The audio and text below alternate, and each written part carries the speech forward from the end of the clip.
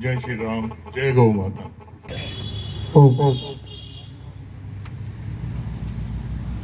दीपक जी और जो लोग बुलाए थे एसडीएम साहब आदि, सूचना दो कि भाई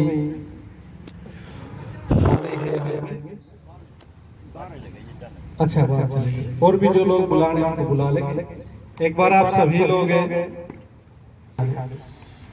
तो आपके अंदर वो सामर्थ्य नहीं है, तो इसलिए परमात्मा ने जो सामर्थ्य इस दुनिया में दिखाया है आपको, तो उसका धन्यवाद करना चाहिए अपने को। और आपको 24 के 24 घंटे परमात्मा ने दिए हैं, परंतु आप 1 मिनट भी नहीं देते। तो कम से कम 24 के 24 घंटों में से आप परमात्मा के लिए, भगवान के लिए 2 मिनट दे दो, 3 मिनट दे दो, 5 मिनट दे दो। नहीं तो शास्त्रों में विधान का भी कम से कम आज से पौन घंटा बैठ करके आपको उसका धन्यवाद करना चाहिए कि कितना सुंदर शरीर दिया जिसका कोई मूल्य नहीं है। आप मेरे एक साथी में आए, वहाँ जयपुर में था, बोले आपसे मिलने आना है। हरियाणा के थे, गए, साथ पढ़ते थे। तो मेरे को तो पहचान में नहीं आए, तो पहचान में नहीं आए। बोले इतने जल्दी कैसे भूल गए, बूढ़ा हो जाता तो भूल जाते, जवानी में ही भूल गए आप तो। इतनी गारंटी लेते हैं। और परमात्मा ने तो कहा भी ठीक ठाक चलेगा ना, इनकी सबकी 100 साल की गारंटी। वैसे तो वेद में कहा कि 400 वर्ष की गारंटी है इस शरीर की, सारे पार्ट्स की। एक भी पार्ट 400 साल से पहले खराब नहीं होगा, परंतु खराब क्यों हो जाते हैं? कौन है इसका जिम्मेदार? आप लोग, हम सब लोग हैं। यदि ये पार्ट्स खराब हो जाते, परमात्मा जिम्मेदार नहीं, परमात्मा की गारंटी पक्की है। वो तो आप अब चेयरमैन साहब की गाड़ी खड़ी है, तो गाड़ी में क्या डलता है? डीजल डलता है। और पेट्रोल डाल दोगे तो 4-5 किलोमीटर चलेगी और सारा इंजन और इंजेक्टर और सब कुछ जाम हो जाएगा। ले जाओ, 1 साल की है, 6 महीने की है, बड़े आराम से बच्चों के साथ लाड प्यार से खेलेगी, थोड़ा सा चारा खाएगी। जब 2 साल की हो जाए, आपको लगे कि महाराज जी बड़ी हो गई है या जगह कम हो गई है, तो नंदीशाला से फिर बदल के ले जाओ। और आपने उसका लेना क्या है? गोमूत्र लेना है। सुबह शाम पूरा परिवार 8 कपड़े की तय बना करके गोमूत्र पियो। कोरोना को या कैंसर को, दमा को, शुगर को, कोई भी बीमारी है यदि परिवार में हो जाए तो मैं आपके सामने खड़ा हूं।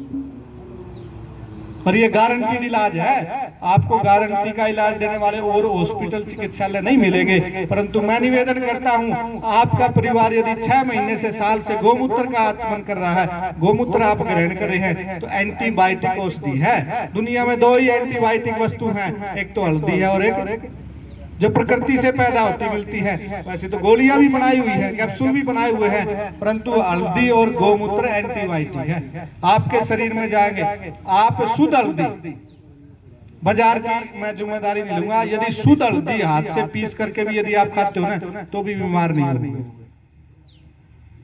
और चीनी नहीं खानी है। ऐसे बहुत सारे उपाय हैं जो अपनी संस्कृति से जुड़े हुए थे। और संस्कृति और खान पान पर इसलिए जोर दिया जाता है कि जैसा खाओगे अन्न वैसा हो जाएगा मन। जब मन बुद्धि खराब हो जाती है तो आदमी पता नहीं क्या क्या करता है।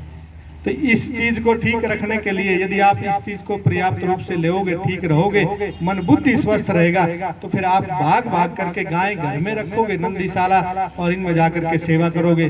तो आज इस शुभ अवसर पर, आज विजयदशमी का दिन है, दशहरा जिसको हम बोलते हैं, मनाते हैं। अपनी हिंदू संस्कृति में, सनातन संस्कृति में, आर्य संस्कृति में हम इस पर्व को बड़ी धूमधाम से मनाते हैं और बुराई छोड़ करके अपनाते हैं, अच्छा ही अपनाते हैं। तो इसलिए आप लोगों से मैंने आहुतियां डलवाई है, निवेदन किया है कि आप अपने जीवन में अच्छा ही लेकर के आइए।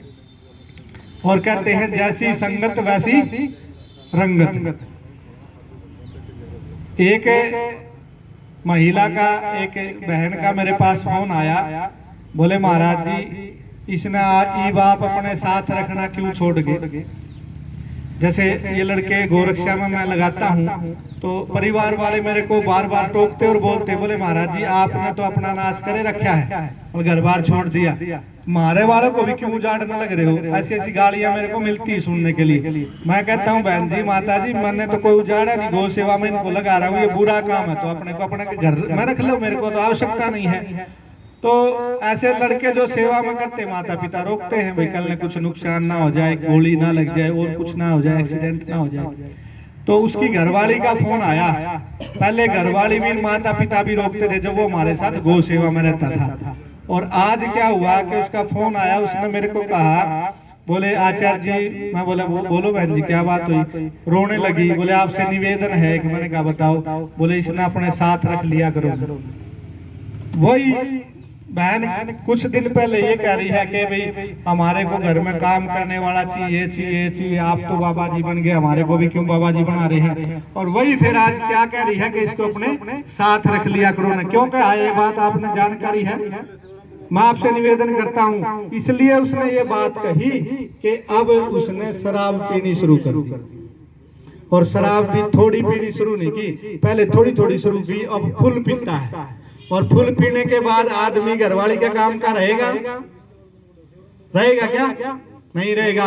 घर माता पिता के कार्य का नहीं रहेगा, गांव वालों के काम का नहीं रहेगा, रिश्तेदारों के काम का नहीं रहेगा, किसी भी काम का नहीं रहेगा। तो इसलिए फिर कहा कि अब आप अपने साथ रख लिया करो। तो जैसी संगत वैसी रंगत। आप ज्यादा से ज्यादा माताएं बहनें इस नंदीशाला में सुबह शाम सेवा करने के लिए आएंगी, तो फिर आप उनके विचार दुष्ट हो सकते हैं क्या? वो शराब पी सकते हैं क्या? झूठ बोल सकते हैं क्या? घर में झगड़ा हो सकता है? कुछ भी नहीं होगा। सब कार्य निश्चिंत रूप से चलेंगे, अच्छे प्रकार से चलेंगे। तो मैंने कुछ विचार आपको रखे हैं। गौ माता की शरण में आ जाओगे तो बेड़ा पार हो जाएगा, और गौ माता की शरण में नहीं आओगे तो बेड़ा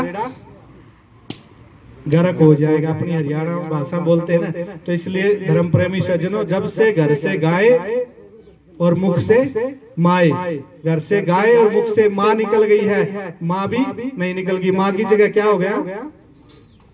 मम्मी। और गाय की जगह कुत्ता घर में आ गया। इसलिए हमारे घरों का सर्वनाश हो। बहुत सारी बातें हैं, मैं तो कथा 5-5 दिन तक जुटा रहता हूँ, परंतु प्रयास है कि हमारी संस्कृति बचे।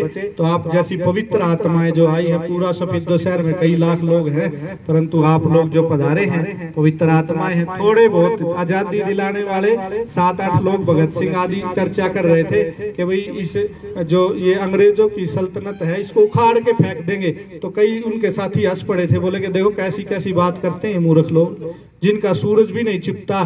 कनाडा है, अमेरिका है, नागालैंड है, साउथ अफ्रीका है, दक्षिण महाद्वीप पूरे पर जिसका राज है, और ये कह रहे कि इनकी सल्तनत को उखाड़ के फेंकेंगे। तो हंस पड़े उनके 2-4 साथी।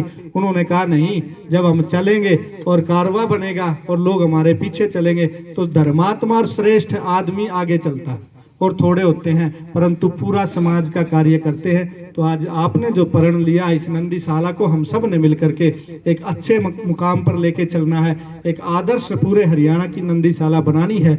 ऐसा संकल्प आदरणीय हमारे गौ सेवा आयोग के चेयरमैन श्रीमान श्रवण गर्ग जी, जिनको अभी अभी पद मिला है, और नगर पालिका के हमारे चेयरमैन भी हैं, और भी पदाधिकारी हमारे बीच में बैठे हैं। तो इन सब लोगों का, और पदाधिकारी तो बहुत सारे सफेदों में हैं, परंतु ये लोग आए हैं तो कुछ तो पीड़ा है। तो उस पीड़ा को हम सब ने अपनी पीड़ा समझ करके इस कार्य को करना है। मैं आप महानुभावों का हृदय से धन्यवाद करता हूँ और आपसे निवेदन करता हूँ कि इन युवाओं को आप संभाल करके और एक आदर्श नंदीशाला हम बनाएंगे। लोग कहें कि भी नहीं यहाँ गौ माता की माता मान करके और नंदी मान करके सेवा होती है, ऐसा हम सब का संकल्प परमात्मा जरूर पूर्ण करेगा। बोलिए गौ माता की, भारत माता की। धन्यवाद।